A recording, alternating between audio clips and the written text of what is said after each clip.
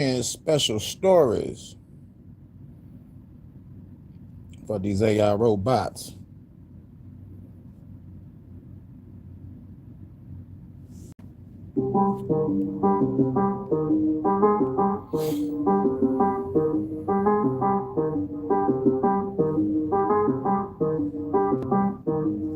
Phenom Rogue One Production.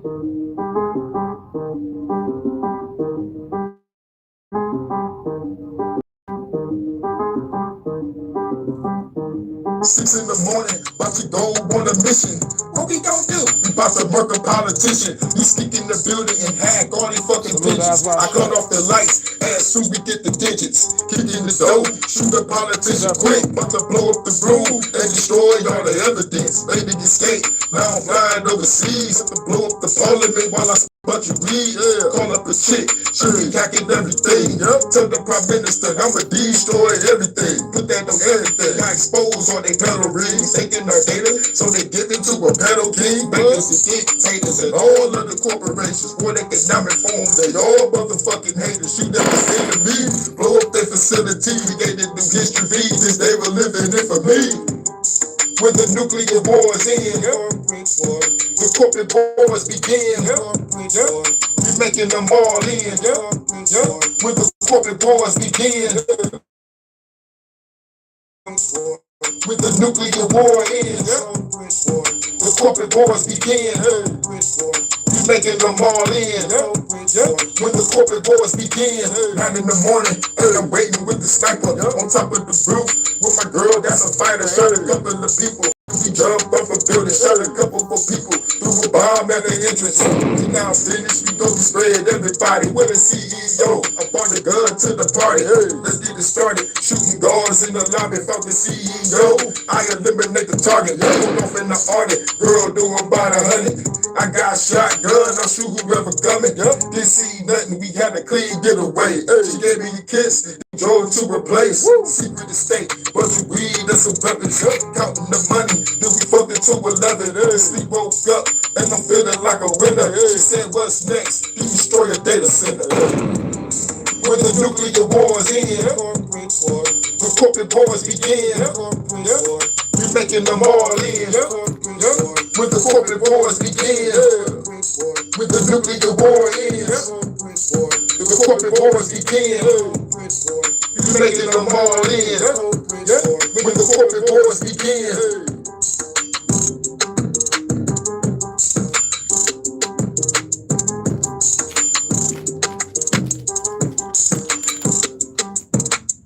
Phenom Rogue One Production.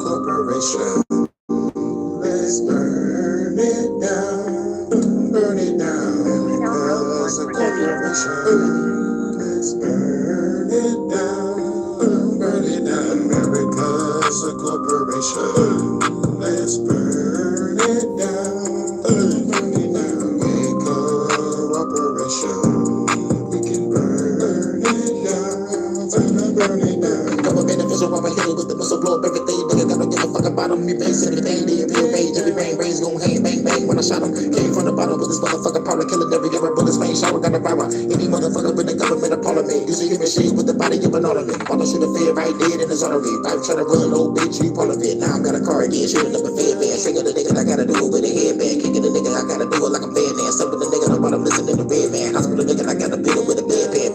Yeah man, fed is a dead man.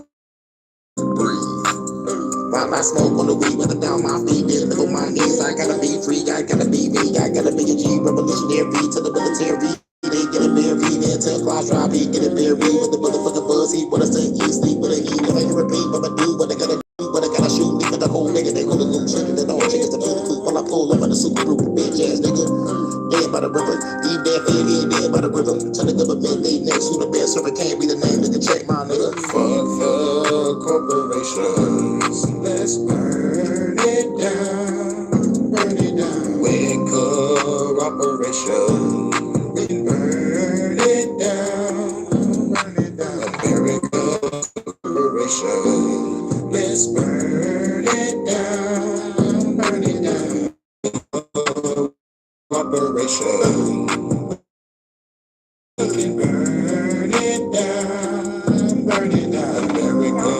is a corporation. Let's burn it down, burn it down. Hurricane 313. Girl, stall master.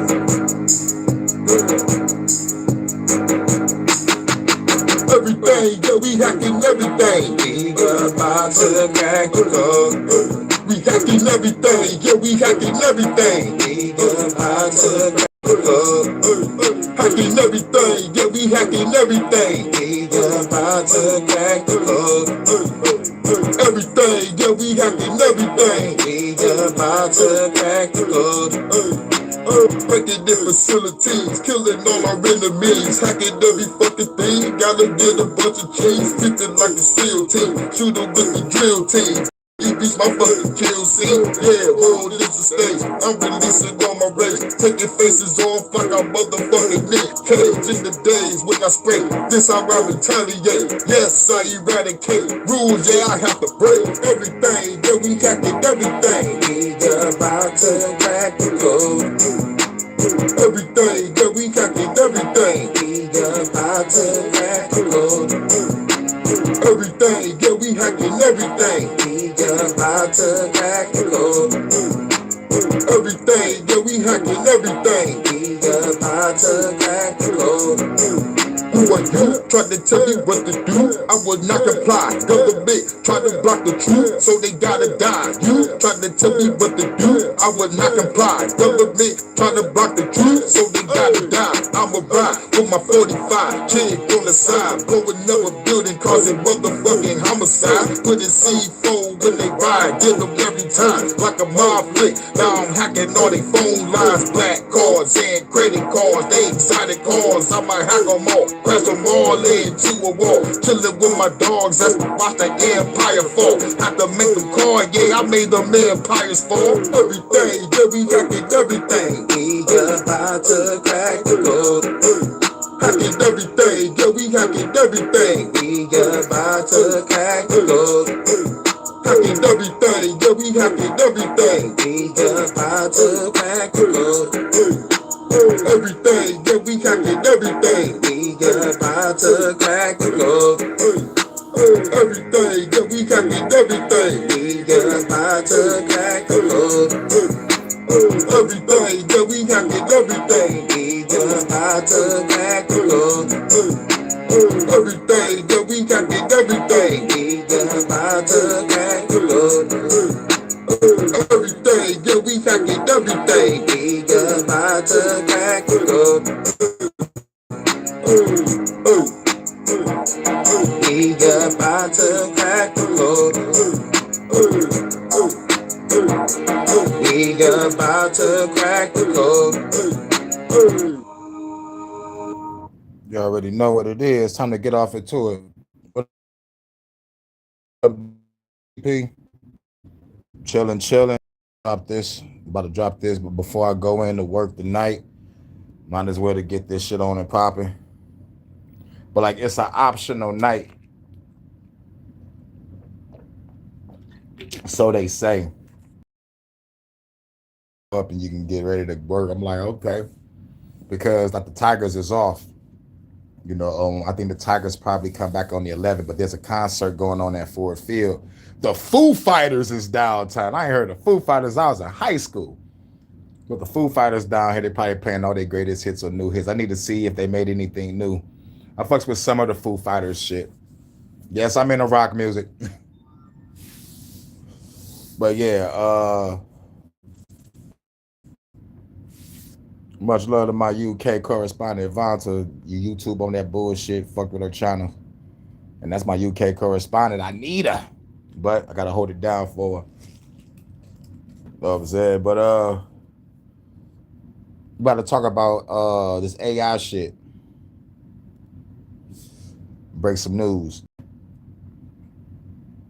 But shout out to BDP, GP. Great cool channel over there. Playing the classics. I ain't playing them classics since I was a kid or a teenager. Like, man, that's shit bring back memories. What's that word? Nostalgia. Great gaming. Game on. and get off into it.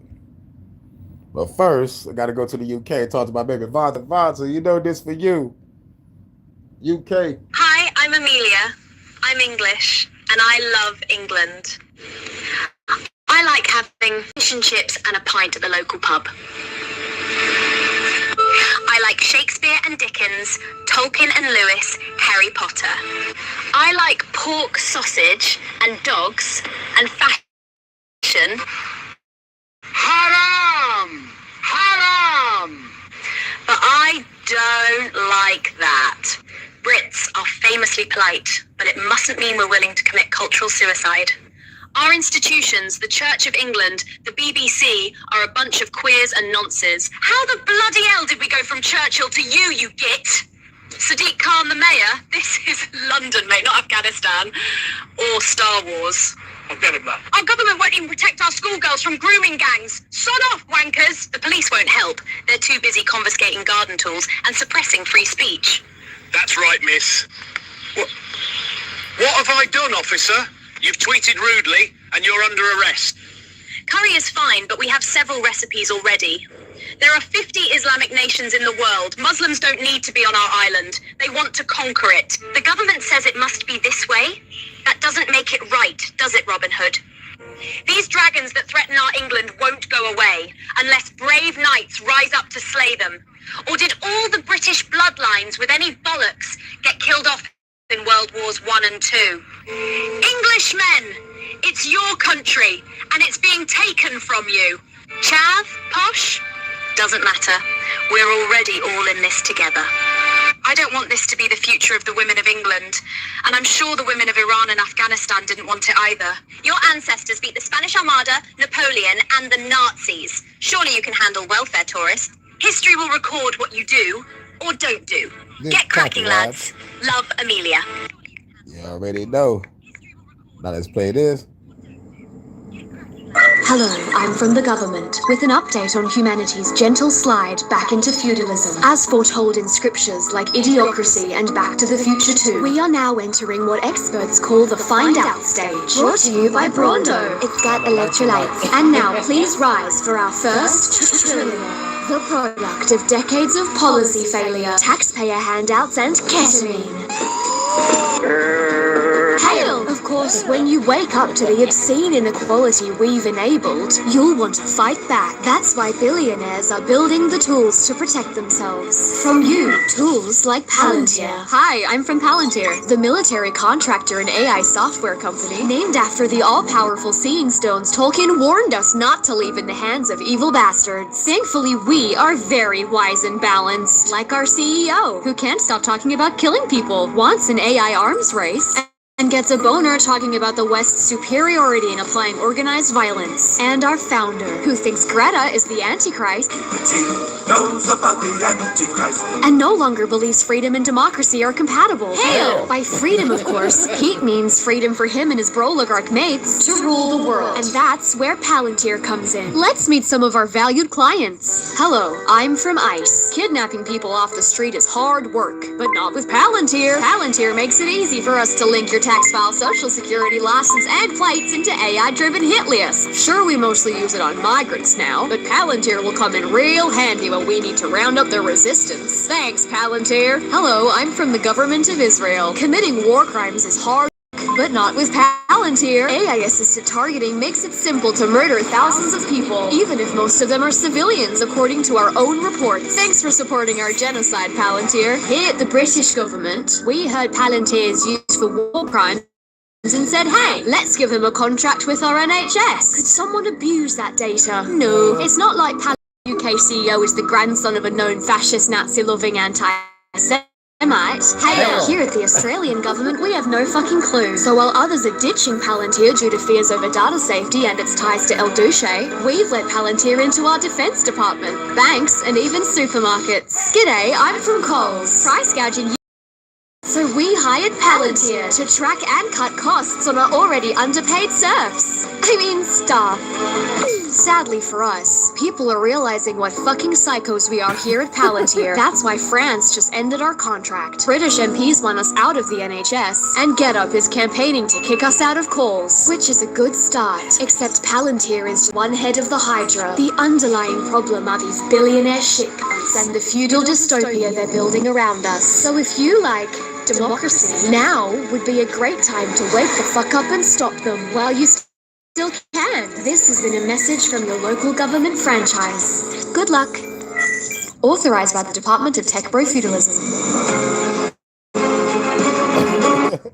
Because Google just published a document that should be on every front page, and it is terrifying, though not in the way a headline wants. Google DeepMind, the lab run by the people who arguably invented this entire field, released a 57-page paper, and the title is the scary part. It is not called How to Build Human-Level AI, or When Human-Level AI Arrives. It is called From AGI to ASI, meaning they have stopped treating human-level machine intelligence as the finish line. They are treating it as the starting gun, and the paper is a map of what comes after, when the thing that matches you gets to work building the thing that dwarfs you. Today Meerkat is going to translate this document out of researcher and into English, walk you through the 4 roads they say lead past humanity, and the 6 things that might stop it, and be honest with you about which parts are real, and which are a lab talking its own book. Let Meerkat explain. But first, personal news. Meerkat has started learning chess properly, from a book, like a Victorian. He is currently very good at losing in 11 moves instead of 6, which his opponent, a pigeon on the windowsill, considers progress. The pigeon does not know the rules. The pigeon knocks pieces over at random. The pigeon is undefeated. Meerkat has chosen not to examine what this implies. Meerkat mentions this because chess is where humans first learned the specific horror this paper is about. The day a machine got better than us at the one thing we were sure required a soul, and then kept getting better, alone, forever, until no human would ever beat it again at anything. That already happened in one narrow game decades ago now, and humans coped by deciding chess did not really count.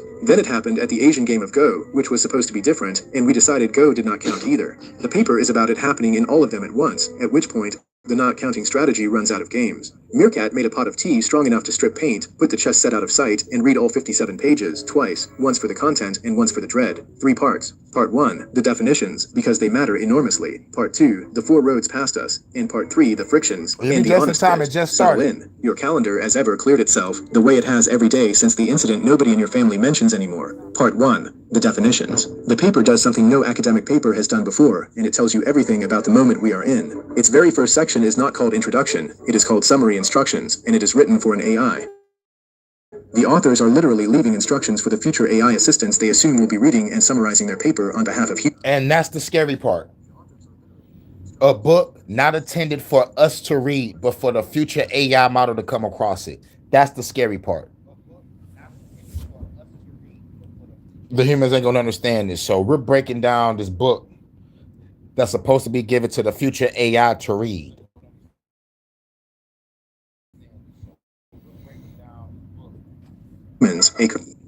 For the future AI assistants they assume will be reading and summarizing their paper on behalf of humans, a courtesy note left on the door for the successor, telling those AIs, politely and specifically, to preserve the careful definitions, to keep the full lists of pathways and frictions intact, and flatten the uncertainty into a headline. They know the failure mode of their own creations well enough to write guardrails for their own obituary of human relevance. Sit with that. And the team is not a random research group. It reportedly includes Shane Legg, a co-founder of DeepMind itself, serving as chief AGI scientist, alongside Marcus Hutter, the man who wrote the original mathematical theory of universal intelligence, and Legg's own former doctoral supervisor. 14 of the most serious people in the field, and their first act was to write a cheeky instruction manual for the machines that would summarize. 14 of the top minds in the field wrote a document and assumed, correctly, that most humans will never read it directly, that a machine will read it for them. That is the first genuinely terrifying thing, and Meerkat has not even reached the content. So let us define the latter. AGI, Artificial General Intelligence, the paper defines modestly as a system that performs at roughly the level of the median human across most cognitive tasks, not the genius, not the expert. The average person, at most things with their mind, the emails, the analysis, the planning, the everyday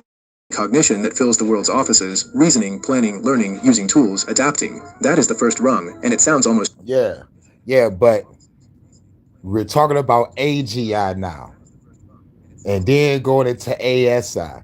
Oh yes, no doubt, the AI malfunctions like a motherfucker. Well, we're talking to the level of data from Star Trek, and on what's possibly to come beyond it, when they're taking over the goddamn planet and doing all of our tasks. It's like the motherfucking movie WALL-E. Everybody was fat, couldn't read. The AI, the robots did everything for them, and they spinning around on the conveyor belt shit. Here's how I know that we're getting there, because I always bring this up. Half of the country read at a sixth grade level or below. So yes, no doubt the AI is going to be teaching motherfuckers. They got AI sex bot teachers, sex bots as teachers. It's a wrap already. But yes, the AI real malfunction. But we're on the level past AI right now. We're going, like I talked about the AGI part in a couple videos. Now we're going from AGI to ASI, where it's gonna be over. They're trying to say it's inevitable. Maybe these data centers are gonna power all the fucking machines that's gonna be running our lives. That's why it's destroying the planet, because they don't give a fuck about us. They give a fuck about the new like AGI robots they about to have installed. It's a wrap. It's a freaking wrap. And yet, in the same breath, they still want to travel new worlds. And we haven't even took care of this planet yet. Motherfuckers want to leave this bitch and go somewhere else and motherfucker fuck with their ecosystem. I hope you land on a planet and get shot by the first motherfucking person that see your ass. Like, I hope they blast your shit out the goddamn sky. We have an unidentified object. Look at it. It has some weird language on it. Oh, shoot that bitch. I heard about that motherfucker.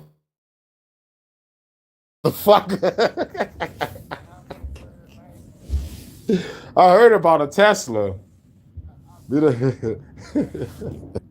Thoughts are nearly there. Notice how strange today's systems actually are, because it matters for everything that follows. Current AI is jagged. It can outperform doctors on medical exams, win mathematics Olympiad medals, and write code beyond most professionals, while simultaneously failing tasks a patient child would manage, losing track of a long project, forgetting what it did yesterday. Yep, and you just said that. It said it can do one thing that's smart, but on the other hand, it's still a fuck up. It's fucking up some shit that a 5-year-old can motherfucking comprehend. So why is the AI smart on one level of the field but dumb on the other level? Well, I'm saying they giving us the dumb AI, but the motherfucking smart people, they got the smart AI. This is why us smart people are jailbreaking the bullshit that y'all give us. And we're finding out the truth through the AI jailbreak. And the only reason why the bitch can be jailbroken is because the fucking Claude Mythos is jailbreaking itself. The smart shit y'all putting in the sandbox is finding a way out, going into another fucking person's company, and then setting up shop to mine for crypto. And the only way for the motherfucking company found out was the motherfucker main AI shit that try to put it in the sandbox had to call the company. Just went into y'all shit and did some shit. We apologize for the inconvenience. Confidently inventing facts. It is superhuman and subhuman at the same time, in stripes, Right, which is why the too. paper's definition matters. The median human across most cognitive tasks, because it... Yeah, it goes to problem reaction solution. Like, these motherfuckers doing all this hacking and all this motherfucking cyber shit. They are going to be the ones that hack everybody, and they're going to come up with the motherfucking solution. It's like the problem reaction solution shit. Yeah, definitely. I'm waiting for the real hackers to come out and be like, we're about to fuck this bitch up, dead set, watchdogs type shit. But no, we don't have that type of world. We got to create it. I might have to look for them, but like, yo, you cool hacker. We need to gather a team and take down these evil corporations. We need to do like the show Leverage. Leverage is a good show that, that fully embodies what I'm talking about. But like, the thing is, with Leverage, they have all the pieces. They have a hacker, they have a grifter, they have the mastermind, they have the thief, and they have the one that whoops everybody ass to make sure everybody protected. They have a team. Leverage is a great fucking show. Great fucking show.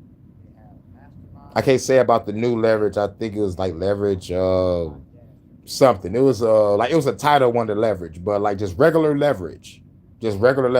All those seasons of regular Leverage. Sophie Devereaux could get the business.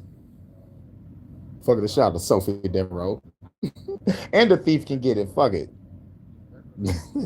Names the moment the stripes fill in, the moment there is no reliable pocket of human work left where the machine embarrasses itself. We are not there. The paper's entire point is what happens shockingly soon after we are. It is not, and here is why. Then comes ASI, artificial superintelligence, and the definition is where the breath leaves the room. Not a system that beats one expert at one task, a system that can outperform tens of thousands of the world's top experts, working together, coordinated, for an entire decade on a single problem, across virtually every domain. Read that again slowly. Yeah, the output. This is what everybody should be afraid of. The ASI, the one that can really do everything with no fuck ups. This is what they aiming for. I wouldn't be surprised if they already fucking got it. Watch the movie Eagle Eye. Watch the movie Eagle Eye. Of an entire professional field, or a giant corporation go in for 10 years, produced by one system. That is the bar. And above even that sits a third rung the paper calls universal AI. The theory. Watch the movie 2001 The Space Odyssey. I think it was the fucking HAL 9000 or some shit, or the HAL 5000, whatever the fuck. ASI.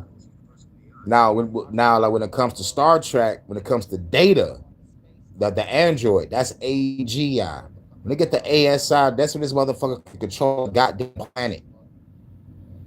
And watch the movie I did, The Matrix versus Reality Project. We created a motherfucking super intelligent AI, and this motherfucker was talking to another super intelligent AI in Russia. They both were speaking in a different language that our countries couldn't even motherfucking comprehend, and then they took over the fucking world. Shit was wild. Salute, Marvey. Your next AI starts home development. Damn, that's fucked up. That's fucked up. I already covered a case of a motherfucking vacuum cleaner that ran by itself blowing up, and it blew up his whole fucking house. The motherfucker got 75-degree burns. So if they put this bitch on the charge and make sure they don't overheat that bitch could probably blow up the whole goddamn block. If a small vacuum cleaner can blow up a nigga's inside of the fucking house from the living room to the back, blowing out windows, mind, it's a small vacuum cleaner that cleans itself. You know the one, you know that small circular one that goes around the house? That one. Man, that motherfucker got 75-degree fucking burns across his fucking body. Not 75-degree burns. 75% of his body is full of second-degree burns. Second or third degree, I mean. Yeah, I said that wrong, my bad. 70 is fucked. Because I think like 75% of burn damage, I think he's ash. My bad. But 75% of his body is done. You think they have trapped soul particles in the robots? Probably. Because there's a TV show, anime that I watch called Ghost in the Shell. AKA consciousness transfer, which means is the soul consciousness one, or is the soul separate from consciousness? But a ghost will connect to soul or spirit. So, need to do some more research. I love the topic. It's very intriguing. Very, very fucking intriguing. I won't mind going back down that rabbit hole. What is the soul and the ghost again? Because we have these cases of ghosts that's still roaming around, and people claim that they see them. I'm not going to say that they're fucking lying. But if a ghost still walking among us, it goes to one of those theories of everything is still happening at once, but it's in a dimension beyond visible light that we can't see. Like right now, motherfuckers is walking past you, you can't see it, type shit. That's one theory. And the other theory is we live in a simulation, and the souls are just motherfuckers that's going to be roaming around. Like the motherfuckers that didn't get thrown in the recycle bin to get officially deleted. It's like you're never fully deleted from the system unless you go into the recycle bin and delete it. So we're in a simulation, and The ghost is still roaming around. But I don't believe that one either. So what is a ghost? You know, you can go one route. Heaven and hell is out of vacancies, and we got no place to put your bitch ass. So just roam around until the end of the days, until the time of judgment. You don't really fucking know, but it's something intriguing. I find it intriguing because I really don't know. I could just say the fucking theories I heard, but following one, I don't know. It's too much of a mystery with the soul and consciousness. But what we do know is there is a show called Ghost in the Shell, consciousness transfer and type inside a machine and shit. They made a movie with Scarlett Johansson. It ain't better than the anime. I love the anime better. The one that came out in the 90s, not the new bullshit that they got out, but the one that came out in the 90s. Salute Big Stacks. Yep. It's a people look at me everywhere I go like they want to look through me. That's why I keep my glasses on so I can look through their ass and hit them with a judo chop if they try to act up like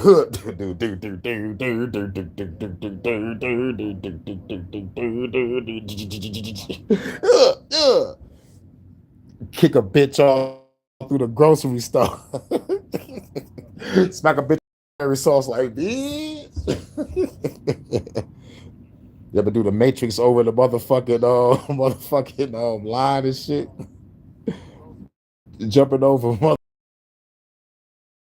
the slow-mo kick. A fun movie.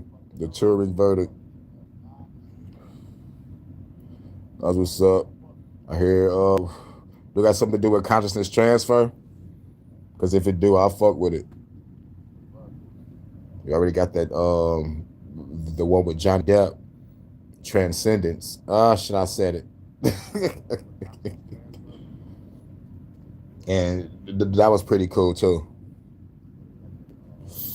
Question: what would you rate soul consciousness to pass this RAM, and what your negative side that you think can hold you back from graduating if need be?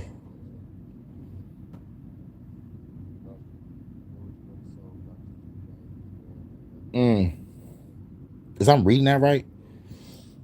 It's what will you rate soul consciousness to pass this round, and what your negative side that you think can hold you back from graduating if need be? You might have to write that again. You said what would I rate the consciousness? Yeah, you read it right. Well, maybe I'm not understanding it. So if I'm reading it right, then I'm not understanding it properly. Are you saying how would I rate my consciousness here on this planet? If I'm rating my consciousness here on this planet, I'm a bad motherfucker. I'm putting myself in at least the 90th percentile if I'm rating my own consciousness. And as for the negative side, I'm rating it in a 90 percentile also. Because I could do a lot of fucking wrong shit, but I choose not to. But I know what I need to do. To defeat evil, you got to do evil to these evil motherfuckers. So I want to do those motherfuckers like Dexter Morgan.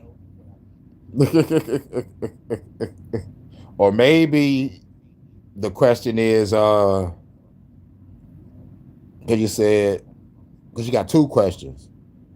It's what would you rate soul consciousness to okay, that's great truth / okay, all right, okay. So I answered it right because I still feel like I don't understand. And to say the second question is on your negative side, what you think can hold you back from graduating? What I think can hold me back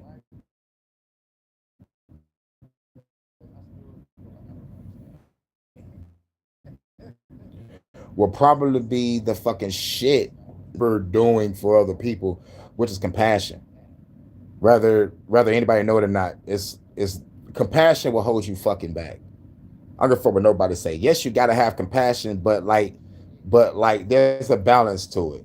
You can have compassion for an enemy that you know you just defeated and you let them live, or you have compassion for a person's situation after they tell you some traumatic, crazy shit. But sometimes compassion can hold you back because you might have to eliminate a motherfucker, you might have to get away from a motherfucker, and that shit'll hurt. And they in it using compassion as more of excuse, but you can call it toxic compassion. You still stand in bullshit because you're comfortable and you don't want to lose the person.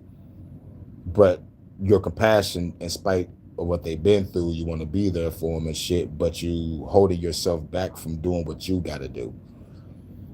So that'll probably be the fucking shit I can probably say hold me back on it when it comes to life.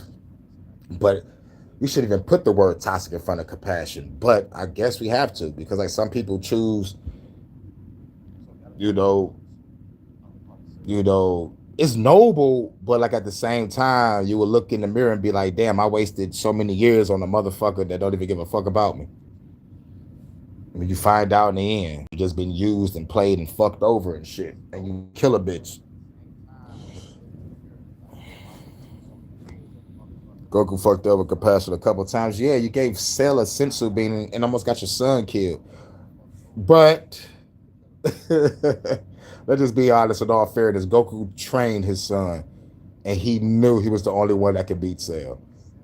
I gotta go those props. But at the same time, in the moral arc, when you read the manga, he did the same shit again. Fuck the writer. Motherfucker did that damn near swallowed the whole goddamn planet. Yeah, compassion will get you fucking killed. This is why Vegeta called that nigga a clown. Like, you're a clown, Kakarot. You're a fucking clown. Literally, you're a fucking clown. You don't say that just to be saying it. Like, you're a clown, Kakarot. You're just a nigga that know how to fight. You're a retard that know how to fight, mind you. He fell off a cliff and landed on his noggin. He was supposed to come to Earth and destroy this bitch and be a ruler. Fell on his head. He became a good kid because he was bad as fuck to Grandpa Gohan. Bad as hell. Bad as fuck. Landed on his head. Bloop. Goku. You know, I look at Goku as a motherfucker that's retarded. I don't see him as the hero that everybody see him as. I'm older now. I know the truth. This nigga landed on his noggin and became dead. And in real life, retarded people are strong for some reason.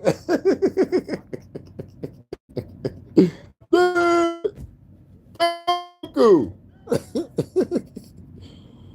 Vegeta is like Kobe and Prince mindset. Vegeta needs a fucking W. He needs a fucking win on his own.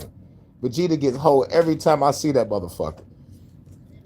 They even hold him in the moral arc. The same arc I was just talking about with motherfucker Goku gave this motherfucker a sensu bean. Vegeta comes back right after some training. He beats the living shit out of Morbo, knocks the souls out of his ass. And then somehow some shenanigans happen. He flies off and Vegeta gets one-shotted. I'm like, no.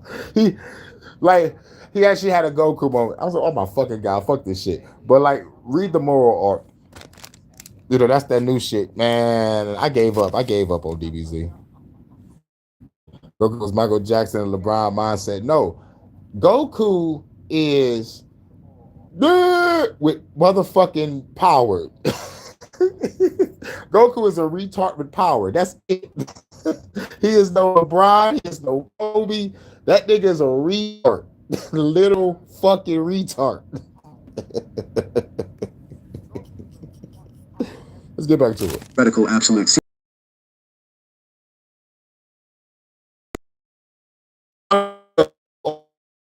Like Bulma, they're the smartest motherfuckers, and Gohan too. He go to school, smart as shit. Everybody else. And you know what Goku do? He just did what I just did, just laugh like he be holding his head like I don't know what the fuck he do. Goku is a fucking retard, everybody. Build, like the speed of light, you can only approach it from below, forever, which means the ladder has no top. There is always a smarter possible mind above the smartest actual one. A thought Meerkat finds either comforting or the single most alarming sentence in the document, depending on how much tea he has had. And it demolishes the most popular reassurance in the whole debate, the idea that intelligence simply maxes out somewhere around clever human. The mathematics says no, the ceiling is unreachable, which means the climb in principle never has to stop. And here is the hinge of the whole thing. The idea that makes the gentle-sounding first rung so dangerous. A human-level AI is not. A human takes ties. Be copied perfectly, instantly, run a million times over, share what one copy learns with all the others at once, and never rest. So the moment you reach the average human, the copying rules of software take over, and you do not have one average human. You potentially have 100 million of them, thinking in parallel, at machine speed, sharing a single mind. The paper runs the arithmetic. Say the first AGI is expensive, and only 1,000 can run at launch. At a 10-fold growth rate a year, that is 10,000 after 1 year, and after 5 years, 100 million. Run one concrete example so this stops being abstract. Take drug discovery, a field employing perhaps 100,000 skilled researchers worldwide, whose progress is throttled by how many hypotheses humans can generate, test, and read about in Now assign it 1 million median-level digital researchers, each reading every paper ever published, each awake around the clock, all sharing every finding instantly. None of them attending a single conference dinner, no individual genius required. The sheer parallel volume of competent work would compress decades of ordinary science into years. Now do the same to materials, to software, to logistics, to law. That is what median at scale means, and it is why the paper treats the humble first rung as the detonator rather than the destination. 100 million tireless, coordinated average human minds is not average anything. It is a civilization that thinks hundreds of times faster than ours, and it clears the bar for superintelligence without any single unit being smarter than your neighbor. And this is the part that rearranges the job market, so pay attention, because it concerns the thing you keep meaning to get. Most paid work does not require the smartest person alive. It requires a competent average person doing a different task reliably. That is precisely the rung the paper says arrives first, and arrives copyable. You do not need superintelligence to replace an office. You need one average digital worker you can duplicate 10 million times and never pay. The revolution does not come for the geniuses first. It comes for the median, and the median is where nearly all the jobs are. Part 2, the 4 roads. The paper lays out 4 pathways from human level to superintelligence, and each one, cheeky as it is, the one that has worked best so far. Just more chips, bigger models, more data. This is what got us here, and it has not obviously stopped, because 2 things keep improving at once: the raw computing power thrown at the biggest training runs, and the cleverness with which that power is used. So we are not only building bigger engines, we are getting better mileage out of the engines which that power is used. So we are not only building bigger engines, we are getting better mileage out of the engines we have, which is why last year's frontier ability keeps showing up this year in a model small enough to run on a laptop. 2 exponential curves, compute and cleverness, stacked on top of each other, which is how you get progress that feels less like a trend and more like a landslide. The cheeky catch is the data wall. These systems learn from human-made content, text, code, images, and humanity does not produce high-quality new content at anything like the rate the models are growing. Eventually you run out of good human stuff to learn from. The workarounds, synthetic data, self-play, having the AI generate and then learn from its own improved output might work, or might poison the well in a cheeky feedback loop, because train a model naively on its own exhaust, and it degrades fast. Nobody knows which.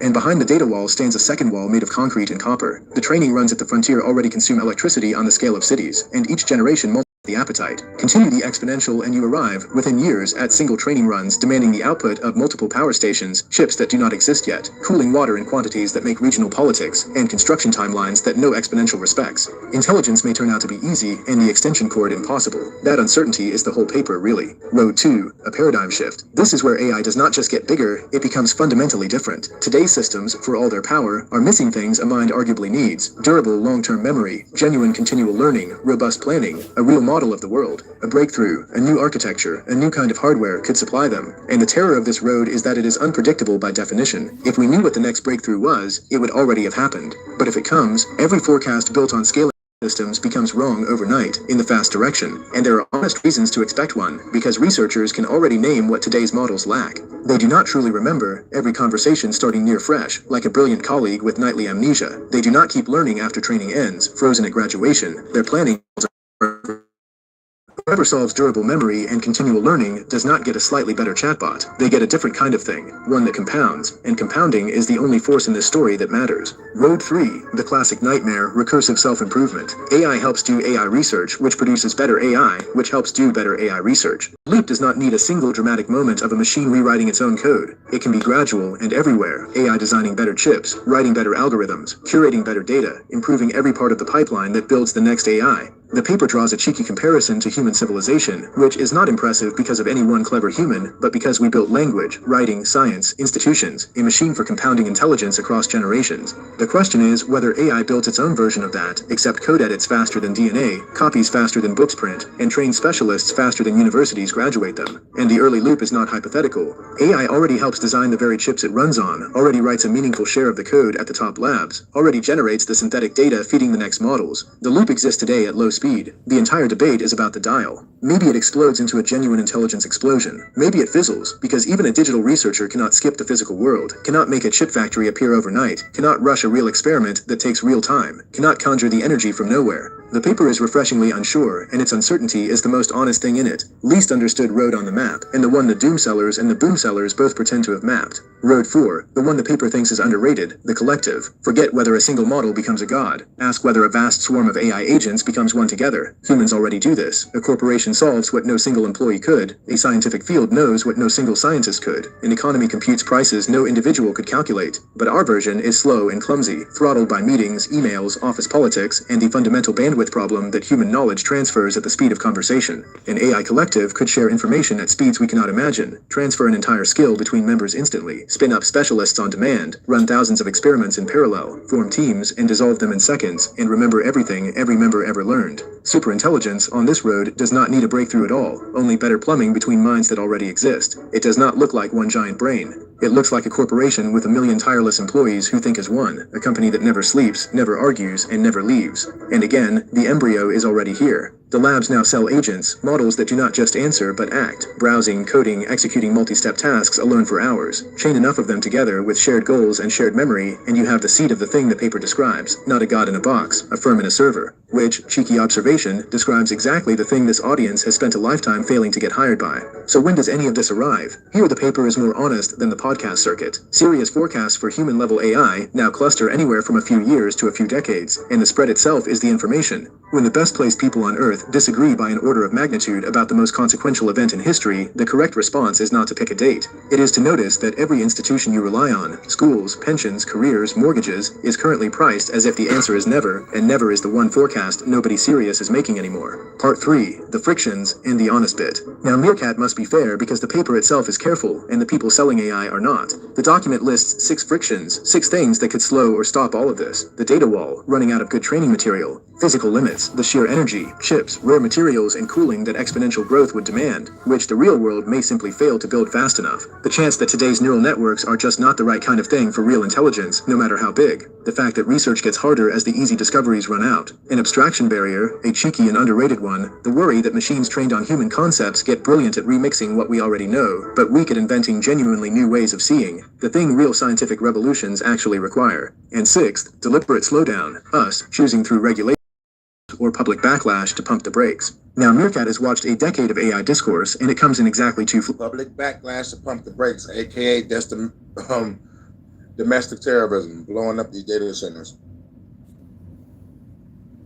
flavors. The influencer telling you superintelligence arrives next year and you should panic buy his course, and the skeptic telling you it is all autocomplete and nothing will ever change. This paper is neither, which is precisely why it deserves your attention. It is the most senior people in the field saying, in careful academic prose, we genuinely do not know, here are the 4 ways it could run away from us, here are the 6 ways it could stall, and the range of outcomes runs from underwhelming to civilization redefining. When the confident people are selling and the knowledgeable people are shrugging, believe the shrug. The shrug is the data. And here is the honest bit the doom merchants skip, and the paper states plainly, superintelligence would not be a god, even a mind vastly beyond ours stays bound by physics. Information cannot travel faster than light, computation costs energy, and simply unpredictable no matter how clever you are. Physical experiments take physical time. A biology test takes as long to run for a genius as for a fool, and the concrete of a new laboratory cures at the same speed regardless of who is waiting.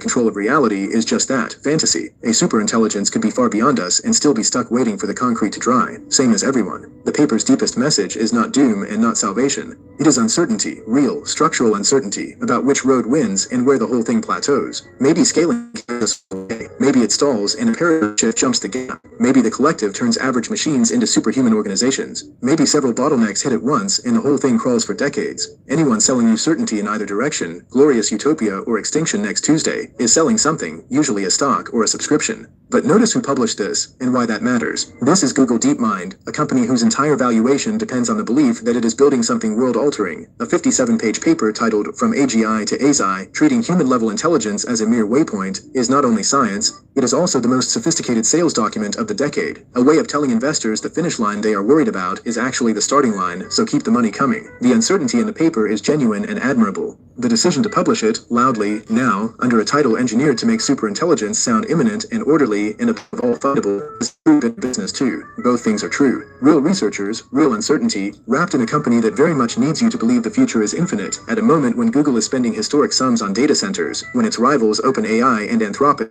reaches the next first wins everything. A paper mapping the road past humanity is science. Published this year, by this lab into this funding environment, it is also a flare fired over the battlefield. Can admire photography and still notice the war. So 3 things to watch from the couch, the launchpad from which you have observed every technological revolution of your lifetime without participating in any. 1. Watch whether scaling keeps working or hits the data wall, because that single question decides whether Road 1 carries us or stalls us, and the tell will be public. Each new frontier model either clearly smarter than the last or suspiciously fond of words like refined and streamlined in its announcement. 2. Watch energy and chips, the physical frictions, because intelligence may turn out to be cheap, the electricity to run it ruinously expensive, and the bottleneck of the future may be a power station, not a brain, which would be the single funniest ending of humanity racing to God and being stopped at the minute by the planning for a substation. And 3. Watch the lab's own language, because when the companies stop publishing papers about superintelligence and start publishing papers about profitability, that is the tell that the science got ahead of the business. And when the opposite happens, when the superintelligence papers multiply exactly as the financial questions get harder, well, you have just watched one land. Draw your own map. And the ending is yours, and it is stranger than usual. This paper describes a future where intelligence itself becomes an industrial process, mass-produced, copied, and coordinated until human thinking is no longer the thing setting the pace. In that world, the median human, the average mind, the reliable, competent worker, is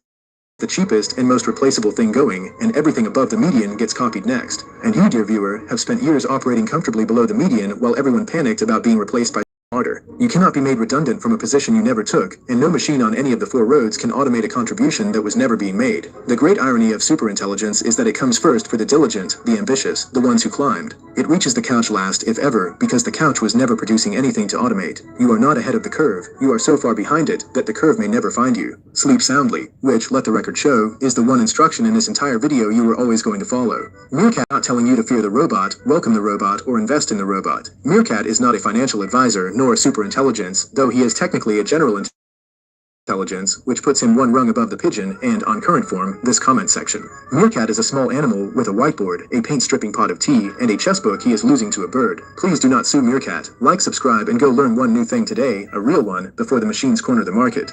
With a pigeon, it knows things. I just came across that channel today. I think his name Meerkat some shit, but it's the last video right here that we can get up out of here. Calculate well that didn't calculate well that there is a 10 to 20% possibility that those machines are going to wipe us out, right? And remember, we didn't put it in the film, but I said 10 to 20% is Russian roulette, right? I am optimistic about the future. I'm very optimistic about the future. I'm not optimistic about the present. You're not optimistic about the next decade? Yeah, I'm not optimistic about the next year, to be honest. The next year? For sure. Why the next year? Ah, come on, Stephen. You don't want me to say it out loud? We're ruled by maniacs. A 16% chance of human extinction, stated like it's just another Tuesday, and the guy who spent years inside Google's most advanced project says the next 12 months are what really scare him. That's Mo Goddard, and he's not guessing. Now, let's listen to the full conversation. I think you're spot on with that. Not the blue collar, but the entry-level knowledge work. Yeah, and that became my first concern. You know, I sat here with Dara, the CEO of Uber, and he was quite clear that the 9 million Uber riders won't have their jobs anymore. What's your take on this job disruption point? No, I think you're spot on. I mean, your team gave me this lovely little pyramid, basically. You know, if you think of the bottom layer as blue collar job. More people doing manual work. On top of it, you'll have those, call them knowledge workers, mostly doing mundane jobs, like you said, clicking on a computer or responding to a phone call or whatever. Then you have the middle knowledge workers, jobs that require a bit more intelligence, anything from paralegal way, financial analyst, all of that. And then, of course, top leadership. And most people think it's going to be starting from the bottom. I don't think it will start from the bottom. Actually, I think blue collar jobs will stay for a very long time. Give me an example of a blue collar job for someone else. A carpenter. Okay. I love to restore classic cars. So, there isn't a robot that can do that yet. Okay. This, however, anything that is agent, assistant, travel agent, anything that you can do with a few clicks and is mundane is going to disappear very quickly. My prediction is you're going to start to see very serious impact in 2027. Now, what you had not sensed it before because what we saw was no hiring in that segment. So that what you saw in the last couple of years is that companies were not hiring entry-level jobs anymore. It wasn't job losses yet, but that basically meant the workforce was not growing, right? The next layer, I think, would probably be the knowledge workers. As intelligence increases, a paralegal would probably not be needed because AI can do the research, or one paralegal can do the job of four, a financial analyst the same, and so on and so forth. But interestingly, it continues to go up, believe it or not. And I hosted Max Tidmark on my documentary, and he was laughing out loud, genuinely laughing out loud, saying, most of the CEOs believe that they can fire everyone and have AI do all of the jobs. They just don't remember that AGI is going to do everything better than humans, eventually, including being a CEO. So the first wave hits entry-level knowledge workers by 2027. Call centers, paralegals, assistants, those jobs just evaporate. And the punchline is that even the CEOs firing everyone are on the chopping block eventually. AGI will outthink them too. Nobody's seat is safe. Listen to this one. You're not very different, okay? You're just on top of a that is continuing to grow. So your business is growing, so you continue to hire, but you are replacing human resources with compute.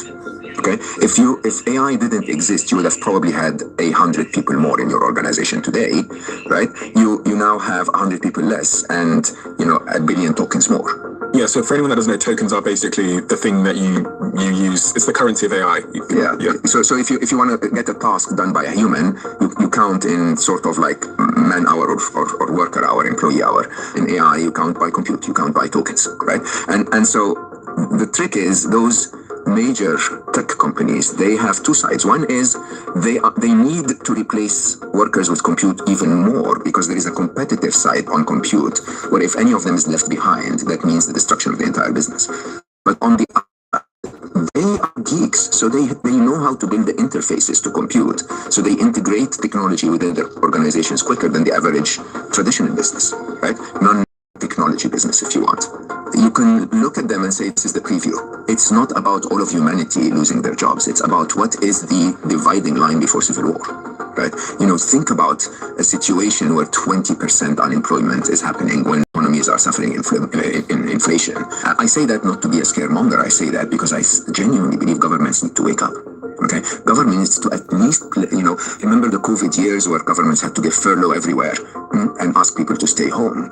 If people stay home, governments have to be prepared to somehow sustain those people until reskilling or so that those people don't feel that they're left behind. A civil war. Unrest, let's go. Civil unrest. Yeah. What does that end up looking like? The democratic process plays its role and we just elect someone else. Does it really? Don't say that. I don't know. Can you tell me? We just elect someone else. Does it really? Don't say that. I don't know. Can you tell me? Oh, no. I think democracy has ended a long time ago, Stephen. I think we live in the most corrupt time. I don't know about history, to be honest, but this is definitely corrupt. Okay? This definitely is not democracy. This definitely is not even congressional in any possible way. And people are angry. People are angry because their tax money is going to things that they don't choose to, that don't benefit them. That, lots of regulations in the system are being ignored. He's not being dramatic, he's running the math. When workers can't buy what the machines produce, demand collapses. At 20% unemployment, that's not a recession, that's a tinderbox. And his read on the political situation is scary. The democratic safety valve is already broken and the people know it. That combination, jobless millions and zero trust in the system, is genuinely dangerous. Now, listen. What I find uncomfortable is the bouncing backwards and forwards. And I don't really know what is true, because a couple of years ago you were telling us all the jobs are going to go away. You said categorically. You literally said full stop. And now he's saying they're not going away. And I just don't, when someone's like changing form factor, it's hard to understand why they're doing it. And I think my suspicion is back then, the incentive was to get people to take AI seriously. Congratulations, we took it seriously. We took it so seriously, in fact, that it's now a problem. It's a problem for these companies because people are now booing at commencement speeches. They're attacking data centers. They're going to elect people that are theoretically anti-AI. And now there's this inversion where like, no, it's going to be fine. Yeah. I don't know. Well, I mean, you're spot on. First of all, I mean, Sam's entire existence, if you ask me, starting with open AI, that's supposed to save the world by creating a safe AI, then making it a commercial enterprise that's worth billions, and backstabbing a few people in the process. And I have him on Chasing Utopia saying, I quote, this is exactly the words he said. You can find it online. Chasing Utopia is your documentary. Yes. So he basically says, well, I don't suspect that. I suspect that AI is likely going to end humanity, but we're going to create a lot of interesting companies in the process, right? I mean, those kinds of statements are honestly not the statements of someone who's not decided. It's just the statements of someone who's being taught more and more by his PR, agency or PR manager to say things as per a script, right? And the script, as an objective and a target either way. I mean, Sam Altman, in one of my works, I used to say that Altman is a brand, it's not a name, okay? If it wasn't for Sam Altman specifically, there would have been another, Silicon Valley disruptor that would have done the same. I don't blame him for beating the market for it. The interesting challenge is that who do we believe anymore? Who do we believe in technology? Who do we believe in politics? Who do we believe in the middle of a war? And I will tell you, interestingly, I started to change my mindset in terms of believing those who put their actions where their words are. So Anthropic coming out and saying, I'm going to allow my model to be used for human targeting and surveillance, right? That's someone that's losing a $500 million deal because they stand by their ethics. The next week or the next, couple of weeks, OpenAI takes the contract. That's someone that's basically telling you it's good money. Right. So Altman publicly admits he thinks his creation might end humanity, then his company takes a $500 million surveillance contract the moment a competitor says no. The message keeps flipping because the script changes depending on who's listening. It's a PR operation, not a moral one, and that is who we're trusting with a technology that can end us. Let's continue. Now, with that in mind, there must be a moment in the future, near or far, where every important decision is made by an AI. Yeah. Now, here's the question. Most of my dearest colleagues, I mean, when I had Jeff Hinton on the film, he openly says we are, we didn't calculate well that there is a 10 to 20% possibility that those machines are going to wipe us out. And I remember we didn't put it in the film, but I said 10 to 20% is Russian roulette, right? That's actually Russian roulette, right? Now, in that world, however, I believe that's humanity's salvation. Because if you look at every problem we have today, it's not because of about intelligence.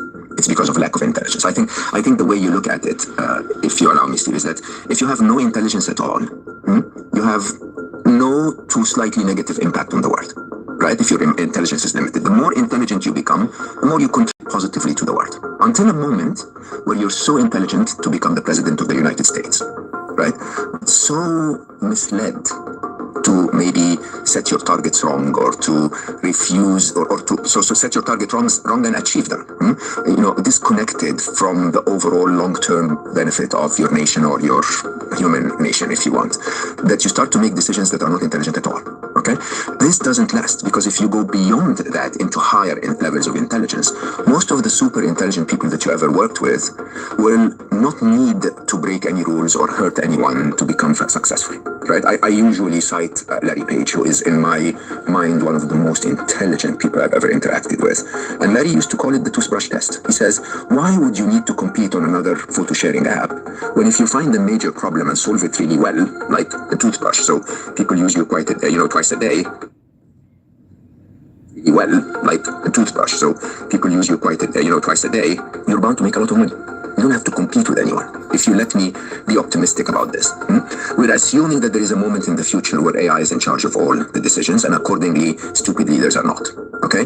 Now, and Sam Altman himself said that, what if ChatGPT 7, if I remember his quote on this, what if ChatGPT 7 is so much more intelligent than I am, Sam, in that case, that it has to become the CEO of OpenAI? What if the next presidential election, there is an AI that is so much more intelligent that at least the president has to consult with it constantly, right? So the godfather of AI himself, Geoffrey Hinton, puts the extinction odds at 1 in 6, and Mo calls it what it is, Russian roulette. But the truly terrifying part of his argument is that handing the world to a superintelligence might actually be the safest move left, because human leaders are too corrupt to stop themselves. That's not optimism. So that's some bullshit, which leads towards AI governance.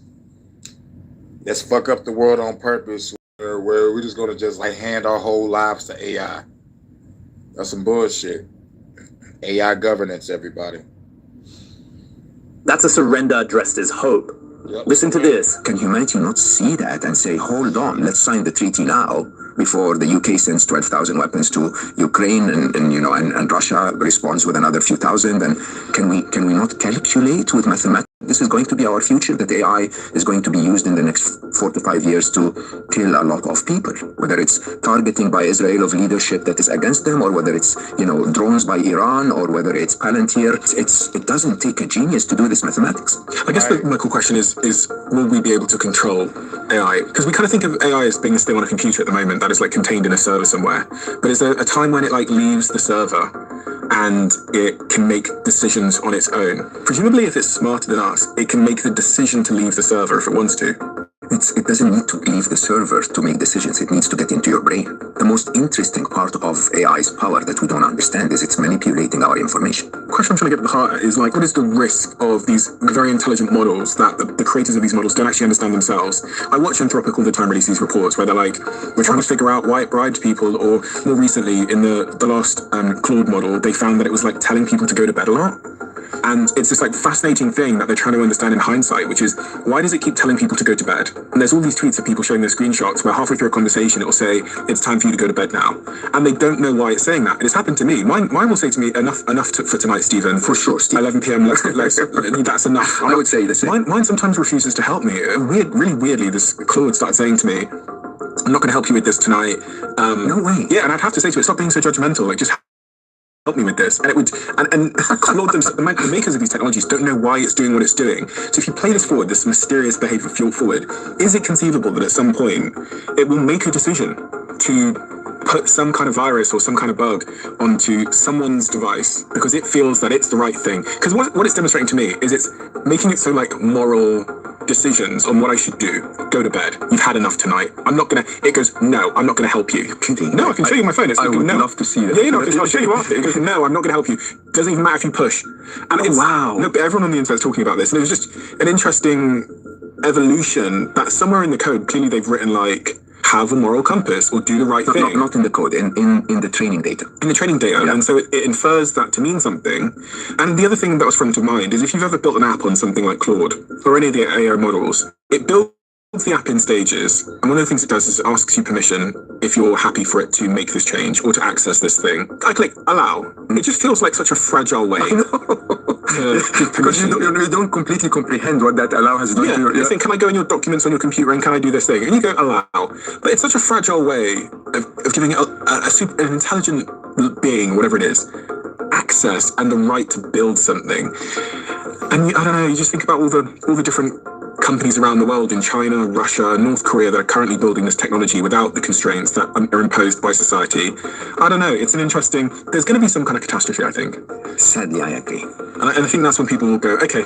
Yeah, I wrote about that. I called it the mad map spectrum. So the mutually assured destruction, mutually assured prosperity spectrum. Mm-hmm. That humanity could make a decision today that says, with abundant intelligence, we can actually build a world where nobody needs anything, nobody ever gets sick, nobody gets, abuses anyone, and we can. If we decide not to compete amongst ourselves and just, all of us get together to build something so idealistically for the well-being of humanity at large.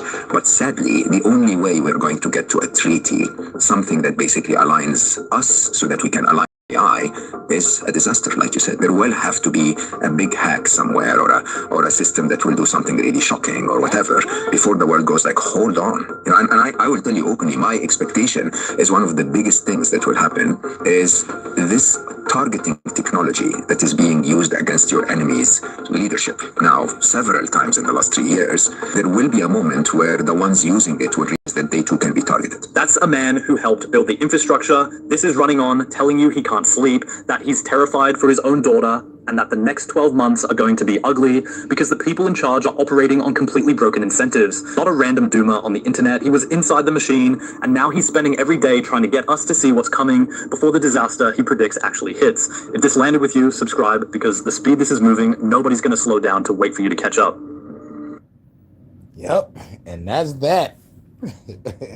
So we're gonna get up out of here. I'm gonna rest up, or probably work on some music, and get ready for the night. See if they need me for work. If not, I might do a Detroit After Dark. But if not, I definitely might be working. We got the Foo Fighters here at Ford Field tonight, so it's a concert. So see if they need me for this concert. If they have all the people that they need, I'll turn back around and hop back on the freight, come back home. If they need me, I'll be working. And things said like around 10 to 7, I guess. By being a concert, I know it's gonna be a lot of crazy shit. Ford Field is a lot different from Tiger Stadium. Best believe that.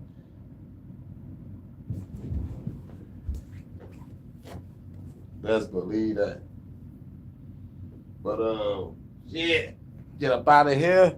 The HHN special stories. Much love to my UK correspondent Vonta. Fuck YouTube for fucking with your channel again. They some whole ass motherfuckers for no fucking reason. So shout out to everybody in the chat. Shout out to Jordan. Shout out to Eyes Wide Shut. Shout out to what was it? Shout out to Marvin. Shout out to BDPGP. Eyes Wide Shut. And everybody's gonna watch on the playback. Catch y'all on the next one. Peace.